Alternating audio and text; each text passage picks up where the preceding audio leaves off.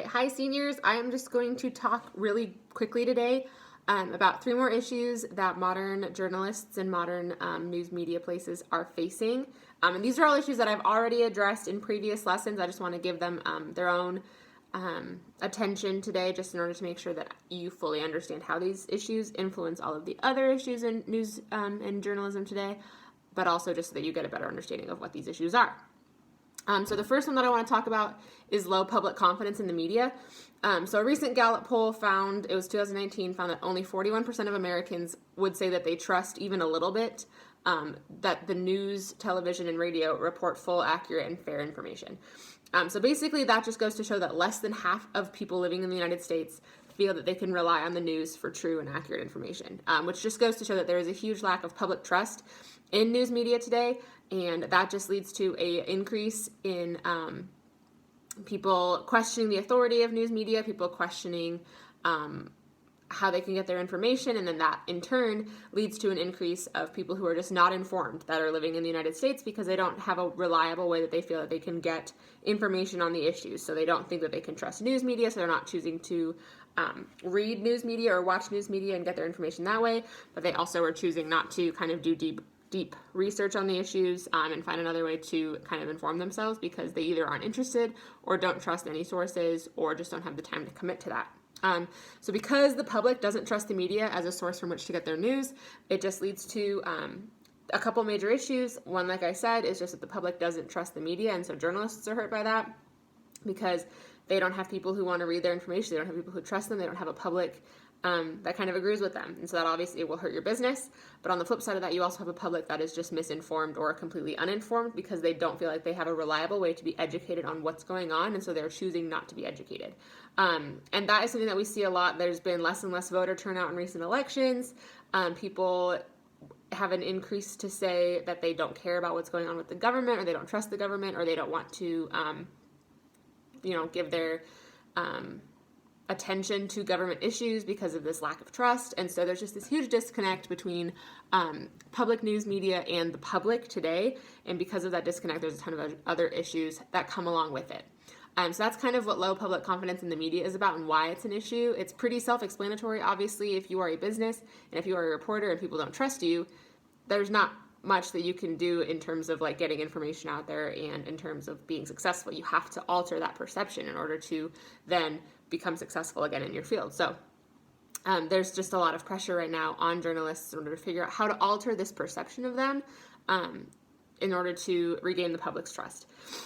It's important to note also that lack of public confidence in the media has a lot to do with whoever's in charge in terms of national leadership.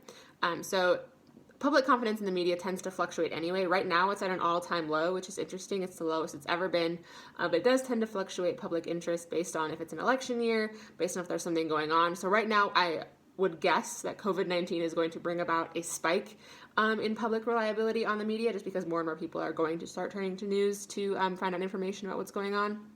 Haven't seen that yet, but just based on trends, I would assume that would happen. But then if you look in the past, there's been other times where public confidence in the media has been really low. Think, the era of Clinton, the era of Watergate, the era of Jefferson, all of those had instances in which the public's trust in the media kind of tended to dip. And then it recovered from there. And so that's just what I think we're seeing again here with this issue. The only problem is that right now it's at the lowest it's ever been. So it's going to be really hard to kind of climb out of that hole. And it's interesting if you look at the demographics, 15% of Republicans, which is very few obviously, would say that they trust the media, whereas 69% of Democrats would fall into the category of people saying that they trust the media. So that has a lot to do with party lines, and that most likely can be attributed to the fact that Republicans tend to favor Trump as a president, and he is very anti-media. He said that many times. He's made that very clear that he does not trust or support a lot of news outlets. And so if that's kind of what the national leadership is saying, then the public is going to tend to follow with that opinion.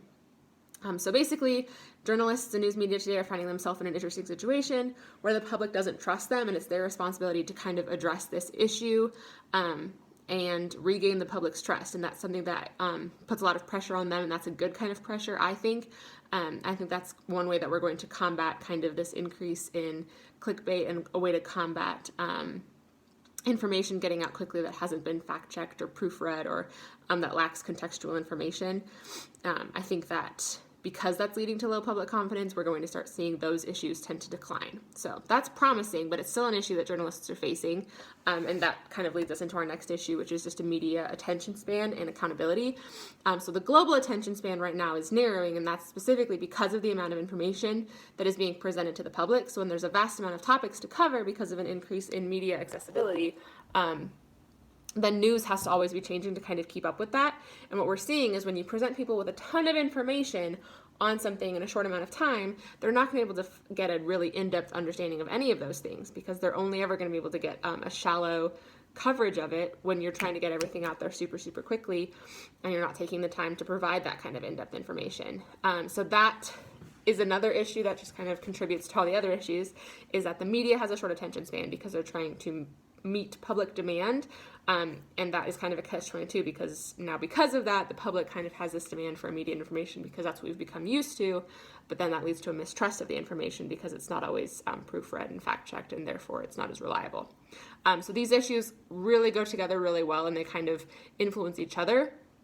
And again, like I said, we're in a time when, because of the increase in media accessibility, because of the increase in news outlets, because of the ability for people to be independent journalists, we see a public demand for more and more news. But as that kind of leads to less reliable news and leads to lack of confidence in the news, I think that demand for really quick news is going to start dropping, and we're going to have a wider attention span for certain issues. So again, all these issues in journalism are fluctuating, and like I've said before, we're kind of in a transition period right now when it comes to journalism.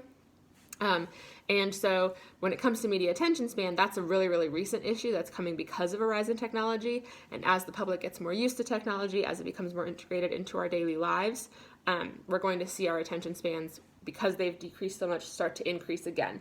That's going to fluctuate the other way, and we're going to start having more and more trust in the media, I think, because the media is going to start taking the time to do more research, like I just said. And so, yeah, that's what media attention span and accountability is just that the media feels that pressure, like we've talked about before, to get news out right away, to really quickly inform the public. They don't necessarily do the background stuff that they have to do to make sure the news is reliable, because they're trying to meet the demands of the public's short attention span. But because of that, they're seeing a lack of confidence from the public in what they're producing. So I think that that's going to start slowing down the rapid rate of information that the media is trying to give the public, and lead to a little bit more reliability in the news. However, it's still an issue that is going on with journalists today that deserves to be talked about. So that's what that is. And then the last one is high levels of inaccuracies and lack of corrections. This one, like the other two from today, is pretty self-explanatory, and it's one that we've talked about before, in just that the high demand for news has led to news being siphoned out pretty quickly without a lot of fact-checking. And because of these high levels of inaccuracies, people don't trust the news. And so again, all these issues really correlate with each other. They're all integrated, and they all kind of snowball and lead to bigger and bigger issues. So again, once one is addressed, kind of the way it's going to work out is that a lot of them will be addressed as a result of that. But until one of these things is fixed, we're just going to start seeing these other issues start to grow and increasingly become more and more problematic. So I mentioned this on the slideshow, but basically my opinion, based on my understanding of journalism and based on the fluctuations that we've seen in history and the way that journalism and the public have relationship with each other, is that the high levels of inaccuracies, the high level of distrust in the media, all of the issues that we're seeing today because of the rise of technology cannot change unless the demand for immediate news and the pressure to be the first reporter is decreased, and levels of proofreading and context checking increase.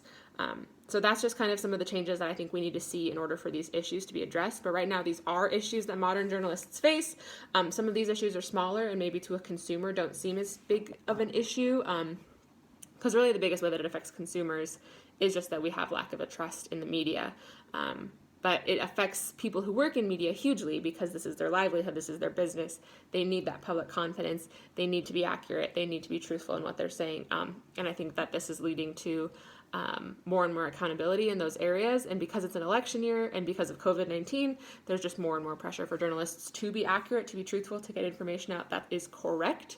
And I think that we're going to start seeing kind of these issues start to take care of themselves as a result of that. So that's a little bit about the way that technology has led to some of these minor issues that have snowballed into bigger issues and how they're sort of being addressed. Again, these are all issues that we've already talked about, so that's why it sounds a little bit repetitive here. I'm beating a dead horse with my words, but it's just really important to me that you guys understand the way that technology has negatively influenced journalism and public understanding of just modern events, but also that we are in a transition period and these things will get better. It's not like we're just going to forever go downward where there's not going to be news one day.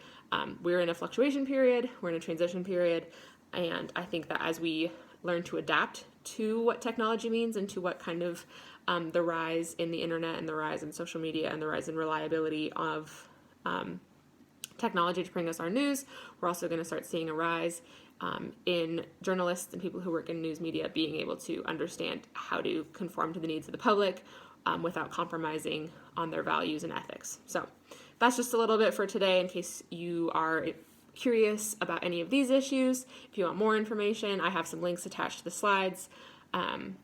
Otherwise, just make sure you are working on your paper, make sure you get your edits done for today, make sure you're doing the assignments if that is the route that you have opted for, and hopefully I will see you guys next week. Bye.